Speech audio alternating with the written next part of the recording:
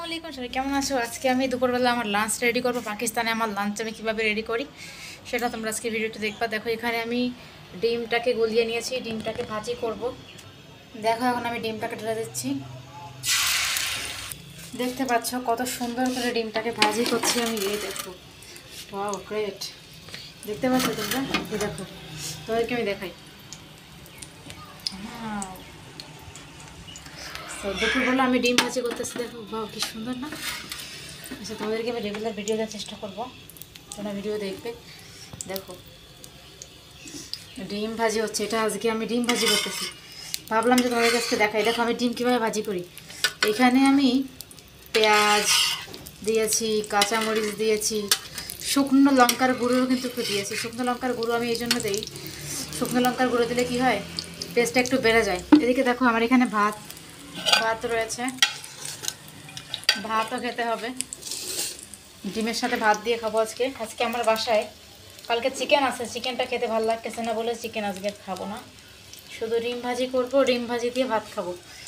আমার ডিম ভাজি খেতে অনেক ভালো লাগে, তাই আজকে। আর ডিমটা কিন্তু আমাদের দেশি মুরগির ডিম, কারণ আমার বাসায় তোমরা তো জানোই যে আমার বাসায় কিন্তু বেশ কিছু মুরগি আছে, ওই মুরগির ডিম এগুলো। তো নিজের বাসার দেশি মুরগির ডিম খাওয়ার কিন্তু মজাই আলাদা, তাই না? দেখো হচ্ছে এখন। যখন আমি তো পাকিস্তানে আসার পর থেকে আমার বাসায় কদিন পর থেকে আমি বেশ কদিন হয়েছে পাকিস্তানে আমি মুরগি আমার বাসায় রাখি। দেশি ডিমের যে ব্যাপারটা, ওটা অনেক ভালোভাবেই আমার চাহিদা পূরণ হয় বাসায়। তো বাইরে থেকে আমার ডিম নেওয়ার কোনো প্রয়োজন হয় না, আলহামদুলিল্লাহ। নিজের বাসায় কোনো কিছু থাকলে আসলে শান্তি একটা অন্যরকম, ঠিক আছে? ওই জন্য তো বললাম যে নিজের বাসায় মুরগি আছে বলেই নিজের বাসায় আমার শান্তি আছে। নিজের বাসায় মুরগি না থাকলে কিন্তু এই শান্তিটা আমি পেতাম না, তাই না? তো এটা আসলে একটা ভালো একটা পয়েন্ট আমার জন্য। ভাই আমার চেহারাটা লাল হয়ে গেল এখন, বুঝতে পারছি না। যাই হোক, অনেক মজার একটা ব্যাপার আগুনের কাছে। দেখো ডিমটাকে আমি করতেছি, ডিমটা আমি হালকা পাওয়ার দিয়েছি একদম, কারণ বেশি পাওয়ার দিলে আবার পুড়ে যাবে। পুড়ে যাওয়ার ভয় পাই, পুড়ে গেলে পরে এটা খাওয়া যাবে না। পুড়ে গেলে আমার ডিমটা অকেজো হয়ে যাবে, তাই না? তাই জন্য বেটার হবে যে হালকা পাওয়ার দিয়ে এটা ভেজে নেওয়া। দেখো ওয়াও, আমি উল্টাতে ভয় পাই, কেন জানেন? উল্টাতে ভয় পাই এই জন্য, এটা যেন মানে উল্টা এই নষ্ট না হয়ে। এই দেখো ডিমটা নষ্ট হয়ে গেল, দেখতে পাচ্ছ? এই দেখো ওয়াও, আমি উল্টাতে এত ভয় পাই, উল্টাতে ভয় পাই বলেই উল্টাতে আমার সামনে চলে আসে। এই দেখো বিউটিফুল, বাহ বাহ বাহ বাহ, কত সুন্দর, এত সুন্দর ডিম। আজকে ডিম ভাজি দিয়ে ভাত হবে আমার। Beautiful, super excellent. এরকম না হলে হয় বলেন? জীবনে এরকমই দরকার। এতটুকু সুখই জীবনে কাফি, ঠিক আছে? জীবনে এতটুকু সুখ খুব বেশি দরকার, যতটুকু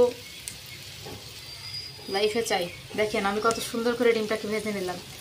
এভাবে না হলে কি খাবার মজা হয় বলেন? ডিম ভাজি খাবো বেশ। এই দেখো ওয়াও,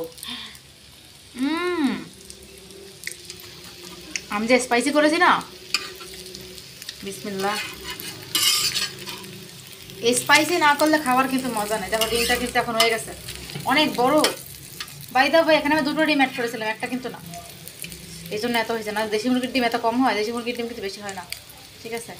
তো মোটামুটি আমার ডিমটা হয়ে গেছে। এখন এটা আমি সার্ভ করতে পারবো একটু পরে।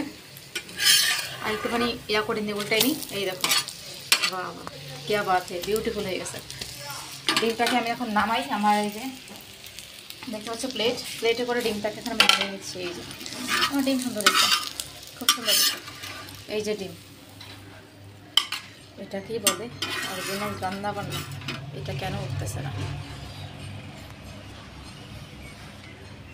শোনো, হয়ে গেল ডিম ভাজি। এখন কি করবো, ভাতটাকে গরম দেবো। ভাতটা আগে থেকেই দেখো পাকিস্তানে ভাত খাই আমি, রান্না করা আছে তো, জাস্ট গরম দিতে হবে হালকা পাওয়ার দিয়ে। গরম, এটা এমনিতে গরম হয়ে যাবে 10 মিনিট রাখলে। এটা ডিম ভাজা শেষ। কেমন হয়েছে কমেন্ট করে জানাই দাও।